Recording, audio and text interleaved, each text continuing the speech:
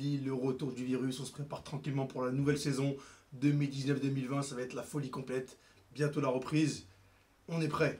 PSG Family, petite vidéo par rapport au mercato estival qui est actuellement en cours pour tous les clubs et surtout donc, au Paris Saint-Germain, forcément ce qui nous intéresse.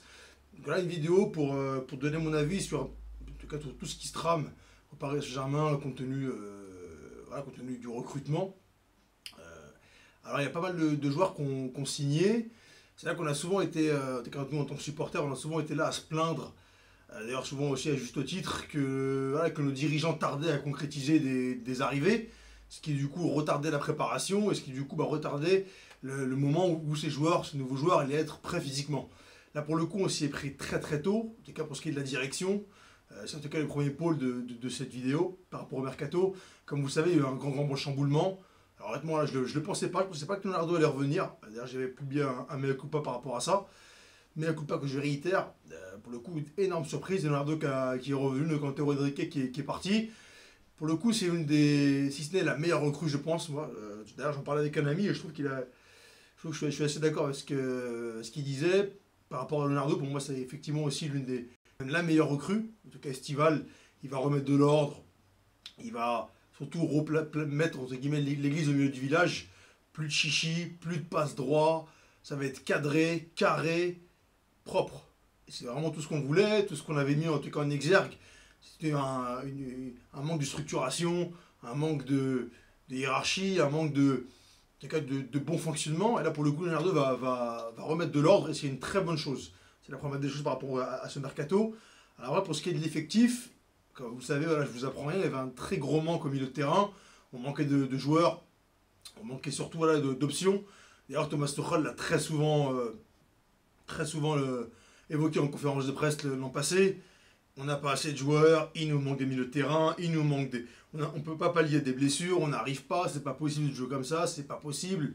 Il a très souvent dit, là pour le coup, la direction a réagi. Comme je vous le disais, Leonardo est arrivé, on a fait le ménage. Il y a aussi, je crois que c'est Christophe Baudot, si je ne me trompe pas, qui est arrivé aussi dans le secteur médical. Donc il y a eu une grosse restructuration. Au niveau de l'effectif, on a pris, je crois maintenant, pas moins de 5 joueurs. Il y a Idrissa Gueye qui en approche, donc en tout cas Sky Sports qui a confirmé l'information du Parisien, selon laquelle effectivement un accord avait été trouvé entre Everton et le Paris Saint-Germain. Il y a également la Sarabia qui est arrivée, il y a eu Herrera qui est arrivé gratuitement en provenance de Man U. Donc là, beaucoup de joueurs qui sont arrivés. Pour le coup, il y a une profondeur de banc qui se crée, c'est une très bonne chose. Et surtout, justement, je expliquais là-dessus tout à l'heure, ce qui est bien, c'est qu'en tout cas, au niveau des coûts, on arrive à limiter ces coûts-là. À limiter, alors bien évidemment, ça reste comme 35 joueurs, quand même, 35 millions pour un joueur, c'est quand même une sacrée somme. 35, 37, 40, c'est quand même une bonne somme. Mais pour le coup, je trouve on fait un mercato, en tout cas, qui est très intelligent. On ne se jette pas dans la gueule du loup. On n'est pas là à surenchérir, à surpayer, comme on avait clairement l'habitude de faire ces dernières années. On va pas se le cacher, hein. C'est vrai que des joueurs moyens ou des joueurs non confirmés, on avait l'habitude de les payer 35, 40, 45, 47 millions. C'est trop en plus d'un salaire mensuel. Donc là pour le coup, là, on se restructure. On arrive en tout cas à ne plus surpayer, à ne plus surenchérir. Là je vous renvoie à la jurisprudence Mathis de Ligt. Paris Saint-Germain était dessus, la Juve est arrivée, l'agent Mino, caisse départ, Banque de France. Raiola était présent, est passé par là, il a voulu, voilà comme c'est l'habitude, en bon virus qu'il est, il a voulu gratter sa commission, il en a demandé beaucoup plus, toujours plus.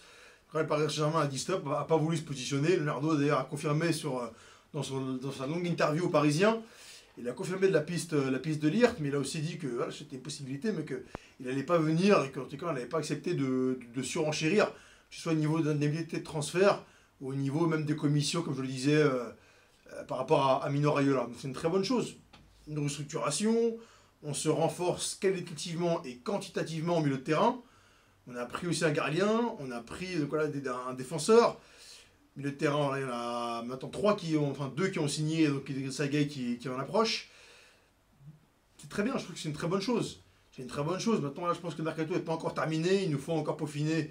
Il nous faut encore plusieurs options aussi, notamment un gardien de but. Pourquoi pas aussi une option aussi de devant, pour qu'on soit vraiment complet. Et surtout, sans oublier qu'on a aussi la Ligue des Champions en ligne de mire. C'est surtout ça le plus important, donc faire attention à tous ces éléments. En tout cas, je trouve que c'est une très bonne chose. Pour le coup, Paris doit rester, continuer sur cette voie, ne rien lâcher, continuer à surtout pas surenchérir.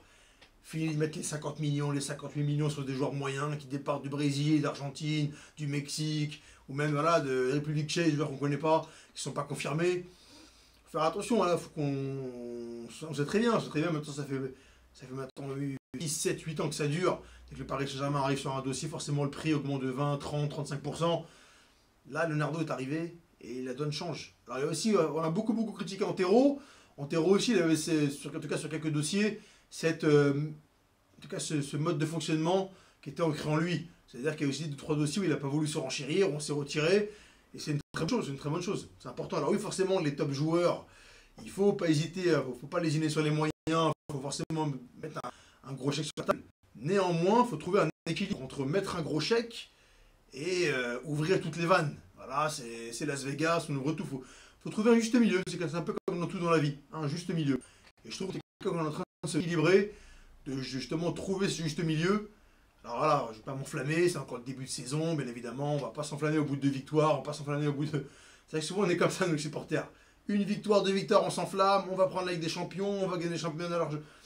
Et une défaite, ah ça y est, on met tout en cause. Non, là aussi à nous de trouver aussi le juste milieu. Pas être dans l'excès, dans le négatif et dans le positif. Après, c'est facile à dire, hein. Moi-même je reconnais que j'ai aussi des manières aussi par moments à extrapoler dans le positif et dans le négatif.